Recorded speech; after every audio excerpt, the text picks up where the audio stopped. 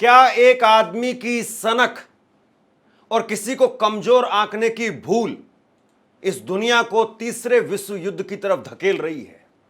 यह बहुत बड़ा सवाल है। 24 घंटे पहले इजराइल ने ईरान पर एक जोरदार हमला किया। करीब 78 लोग मारे गए और इजराइल ने जो हमला किया था उसमें कोशिश की गई थी कि ईरान के परमाणु ठिकानों पर हमला किया जाए और ईरान के कई वैज्ञानिकों को भी मौत के घाट उतार दिया। लेकिन इसके बाद में जो कुछ हुआ है उसकी गूंज पूरी दुनिया में सुनाई दे रही है। ईरान ने इजराइल पर ऐसा करारा पलटवार किया है कि इजराइल की राजधानी तेल अवीव, वहां पर भी बिल्कुल सटीक मिसाइलें गिरी हैं और इजराइल का आयरन डोम डिफेंस सिस्टम देखते रह गया।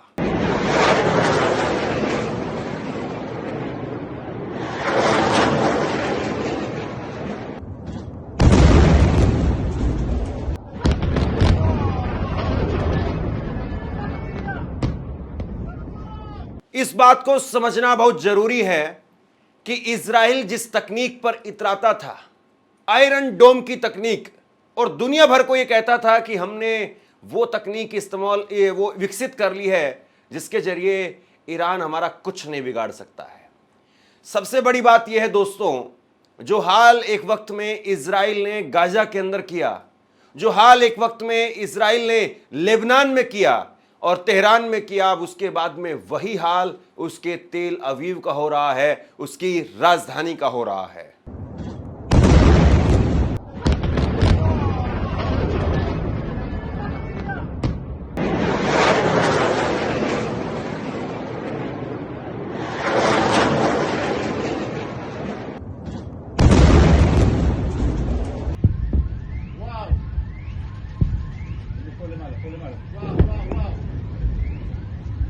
नेतन्याहू जिस तरीके से पेश आ रहे हैं, इसके बाद में उनके खुद के देश में भी उनको लेकर के विरोध के स्वर दिखाई दे रहे हैं।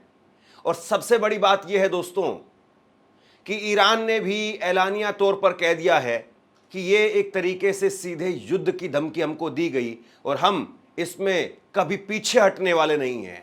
इजराइल ने जो कुछ किया उसका खामियाजा और वहां के लोगों को भी उठाना पड़ेगा। सबसे बड़ी बात यह है, मोसाद के हेडक्वार्टर तक अगर ईरान पहुंच रहा है, ईरान की मिसाइलें पहुंच रही हैं, तो निश्चित तौर पर यह अपने आप में एक बहुत बड़ी लड़ाई की तरफ संकेत है।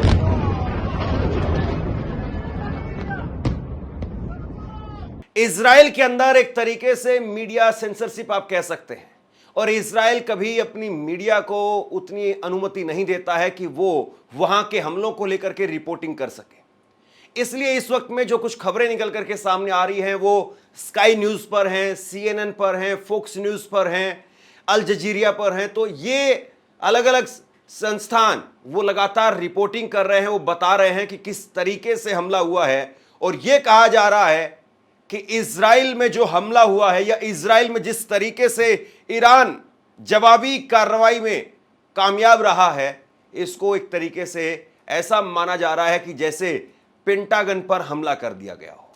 पेंटागन यानी अमेरिका का वो स्थान जहां उसके खुफिया और सैन्य ऑफिस है, हेडक्वार्टर हैं, वहां पर हमला कर दिया गया हो, ऐसा हमला करार दिया जा रहा है इजराइल के तेल अवीव और बाकी जगहों पर हमले को।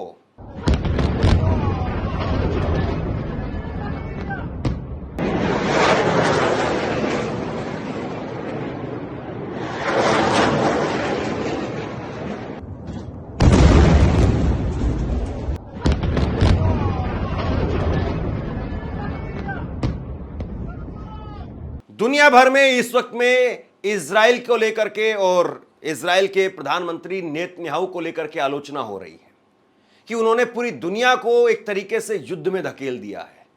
सबसे बड़ी बात यह दोस्तों, ईरान के साथ में इस वक्त में चीन और रूस वो दोनों साथ आ सकते हैं। और चीन के विदेश मंत्रालय की तरफ से उनके प्रवक्ता ने ऑफिशियल बयान भी जारी कर दिया है। चीन बड़ी संख्या में, ये बड़ी मात्रा में वो क्रूड ऑयल खरीदता है ईरान से, और ईरान का अच्छा मित्र है चीन। और ऐसे में एक तरफ इजराइल के साथ में अमेरिका है, लेकिन दूसरी तरफ ईरान के साथ में रूस भी है और चीन भी है। तो ऐसे में अगर युद्ध की तरफ ये दोनों देश आगे बढ़ जाते हैं तो युद्ध केवल इन दो देशों के बीच में नहीं होगा, बल्कि युद्ध फिर दो महाशक्तियों के बीच में होगा।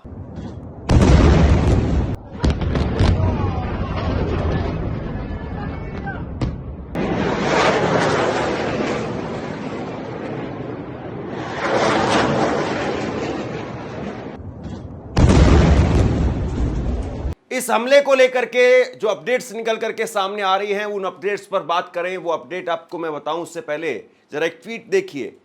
नरेंद्र नाथ मिश्रा वरिष्ठ पत्रकार हैं और ये लिखते हैं कि नेतन्याहू सिर्फ अपनी कुर्सी बचाने के लिए पूरे विश्व को युद्ध में झोंकना चाह रहे हैं।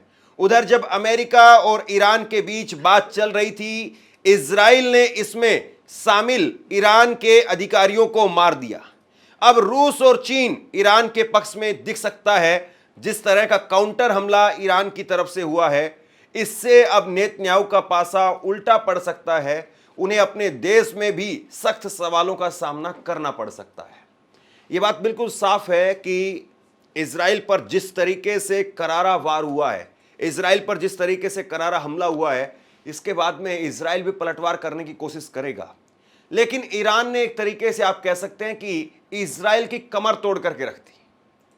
कोई कह नहीं सकता था इस बात को कि तेल अवीव में इस तरीके से मिसाइलें पड़ने लगेंगी, क्योंकि इजराइल की टेक्नोलॉजी जो भारत में पेगासस को लेकर के बवाल मचा, वो सॉफ्टवेयर, वो स्पाई सॉफ्टवेयर, वो इजराइल से ही मंगवाया गया था, ये कहा जाता है।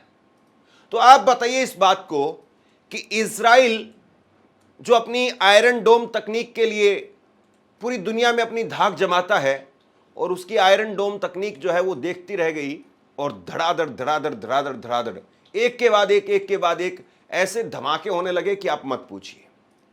ईरान की तरफ से इरना, जो कि ईरान की सरकारी एजेंसी है, उसकी तरफ से कहा गया कि हमने करीब करीब 150 मिसाइलें दागी और 100 से ज्यादा ड्रोन भेजे हैं।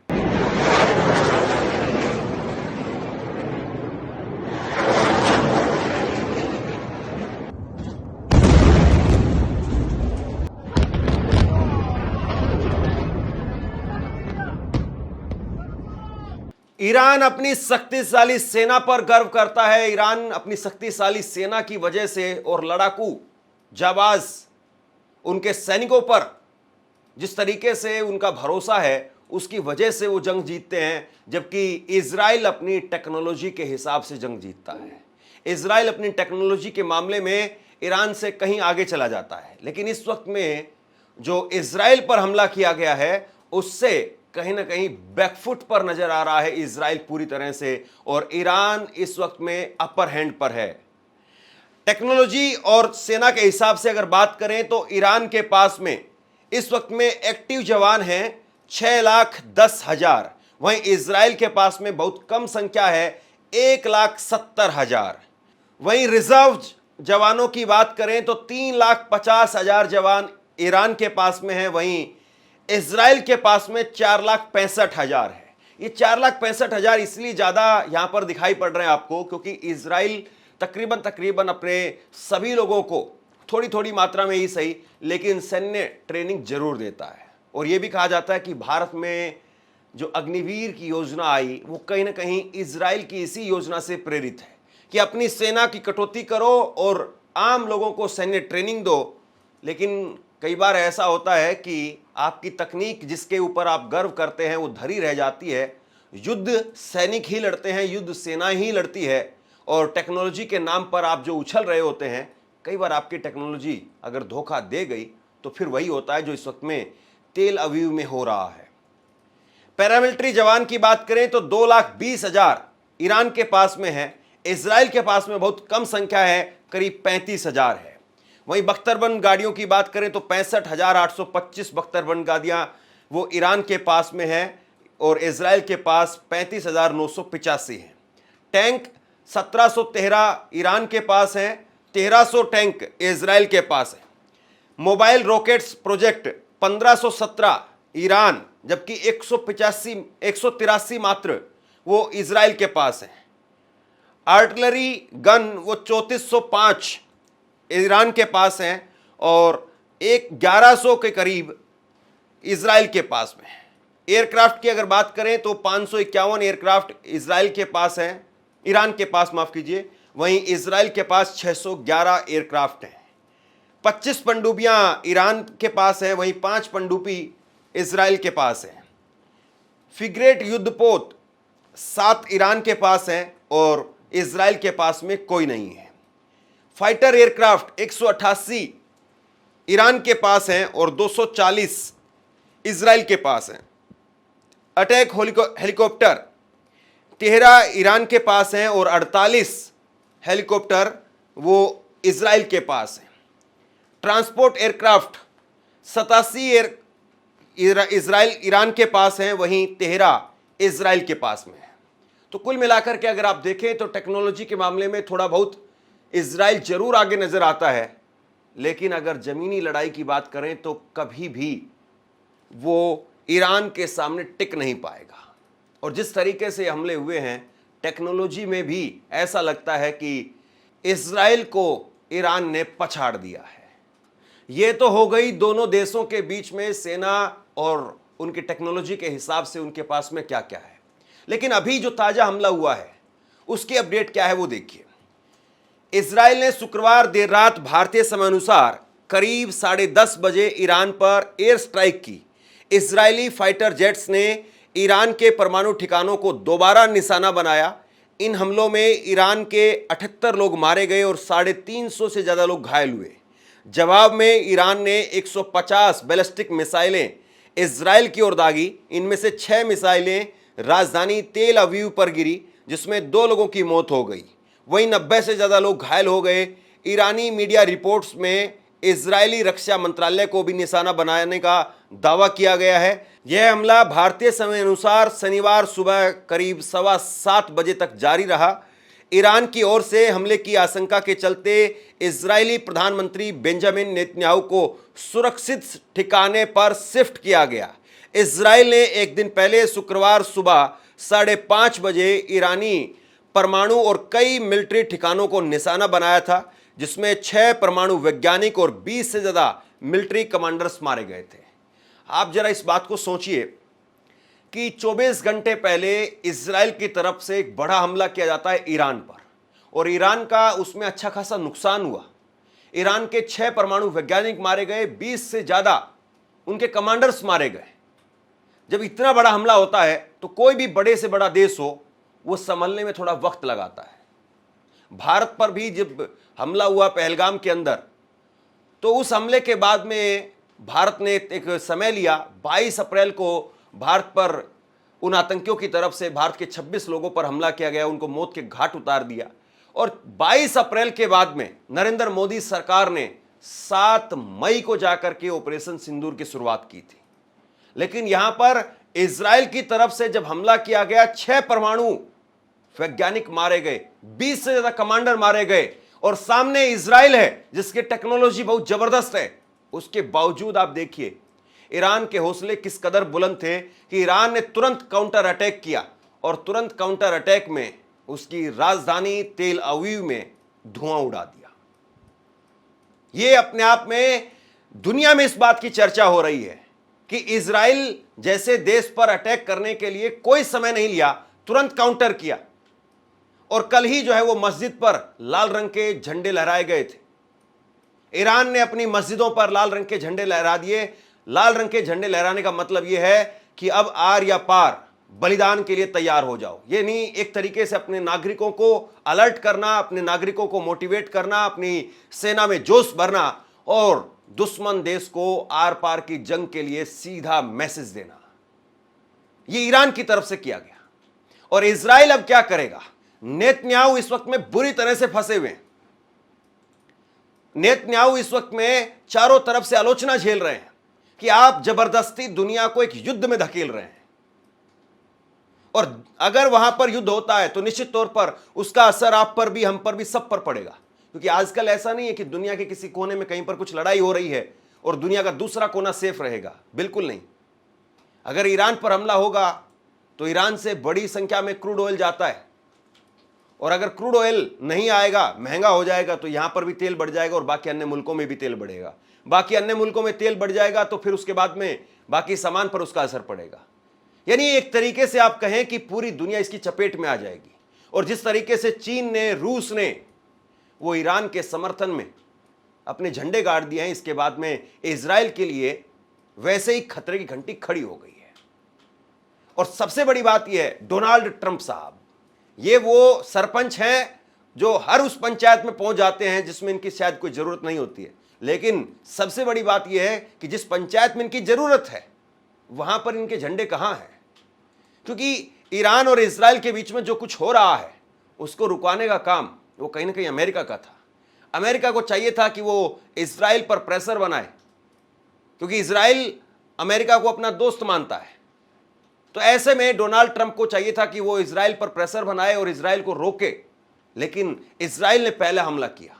यह पहला हमला वो ईरान की तरफ से नहीं हुआ है, ईरान ने जवाबी हमला किया है। और अब ईरान ने जब इजराइल के आयरन डोम को तबाह कर दिया है, तो ऐसे में अपनी ईगो की आग में जल रहे नेतन्याहू, उनके लिए भी कहीं ना कहीं रास्ते खोल दिए हैं कि अब नेतन्याहू शायद वो हमला कर दे जो इंसानियत पर बहुत भारी पड़ जाए। और आप परमाणु ठिकानों पर हमला कर रहे हैं, और ऐसे में अगर परमाणु लीकेज वहां पर होता है, संयंत्र में अगर लीकेज होता है, तो फिर इसका खामियाजा क्या होगा। क्या फिर दूसरी तरफ से इजराइल वो भी फिर परमाणु हमले की शुरुआत करेगा? यह भी अपने आप में बहुत बड़ी बात है। अमेरिका के राष्ट्रपति डोनाल्ड ट्रंप ने कहा है कि मैंने ईरान को परमाणु समझौते पर राजी होने के लिए 60 दिन का वक्त दिया था, लेकिन कोई समझौता नहीं हो पाया। ट्रंप ने कहा कि वो समझौते के बेहद करीब थे और उन्हें समझौता कर लेना चाहिए था। अब शायद कुछ हो जाए। उन्हें ईरान की गतिविधियों की पूरी जानकारी थी, इसीलिए 60 दिन का समय दिया गया था। आज 61वां दिन है। हम जानते थे कि क्या हो रहा है। यह भी साफ नहीं है कि ईरान का परमाणु कार्यक्रम अभी भी चालू है या पूरी तरह से खत्म हो गया है। अमेरिका और ईरान के बीच रविवार को प्रस्तावित परमाणु वार्ता होनी है, लेकिन यह तय नहीं है कि वह अब होगी या नहीं होगी। शायद अब ईरान गंभीरता से डील करेगा। अब जरा सरपंच की बात को समझिए। डोनाल्ड ट्रंप एक ऐसे शख्स हैं जो अपने आप ही अपने मुंह में मिट्ठू बन जाते हैं। अपने आप ही जो है वो 12 बार 14 बार आकर के कहते हैं कि मैंने भारत और पाकिस्तान के बीच में परमाणु हमला हो सकता था, उसको रुकवाने का काम किया। और अब जो है वो कह रहे हैं कि भाई आप ईरान वालों पहले अपना जो परमाणु कार्यक्रम है उसको रोक दो। आप ये बताइए दोनों बातें कैसे एक साथ चलेंगी? ईरान की तरफ से सवाल किया जा रहा है, ईरान की तरफ से पक्ष सामने रखा जा रहा है कि आप हमारे परमाणु ठिकानों पर हमला भी करेंगे और आप चाहेंगे कि हम आपसे बातचीत भी करें। तो ईरान ने साफ कर दिया कि अब बातचीत का समय नहीं है। अब नेतन्याहू को इसका खामियाजा भुगतना पड़ेगा। और जिस तरीके से हमला किया, उसके 6 परमाणु वैज्ञानिकों को निशाना बनाया गया। बड़ा एकदम बिल्कुल सटीक तौर पर हमला किया गया। रिहायशी इलाकों में जहां जिस बिल्डिंग में वो वैज्ञानिक ठहरे हुए थे वहां पर हमला किया गया। और इजराइल जो है इस हमले के बाद में ये मान करके चल रहा था कि अब दुनिया में उसकी तूती बोलेगी, अब उसको कोई रोकने वाला नहीं है, कोई उसको टोकने वाला नहीं है। इतना सटीक हमला करके एक तरीके से उसने अपनी टेक्नोलॉजी के झंडे फिर से गाड़ दिए थे। लेकिन महज 24 घंटे में ईरान की तरफ से जो पलटवार आया है, इजराइल की नींव हिलाकर के रख दी है। और इजराइल की राजधानी में तेल अवीव में जिस तरीके से हमले हुए, मोसाद के हेडक्वार्टर के पास में जिस तरीके से हमले हुए, और उसके बाद में इजराइल के प्रधानमंत्री बेंजामिन नेतन्याहू को सुरक्षित ठिकानों पर ले जाया गया, इसी से आप समझ लीजिए कि इजराइल में इस वक्त किस कदर माहौल जो है वो बना हुआ है। लेकिन हमें यह भी याद रखना चाहिए कि इजराइल हाथ पर हाथ रख करके बैठने वाला देश नहीं है। इजराइल भी पलटवार करेगा, और इजराइल के पलटवार के बाद में फिर ईरान का पलटवार कैसा आएगा, और फिर उसके बाद में दुनिया के देश यानी चीन, रूस और अमेरिका, इनका रोल क्या होगा, और उसके बाद में क्या वाकई तीसरे विश्व युद्ध की आहट यहां से सुनाई देने लगेगी? सवाल इस बात का है। आप क्या सोचते हैं नीचे कमेंट बॉक्स में लिख करके जरूर बताइए। इस वीडियो को शेयर कीजिए। धन्यवाद।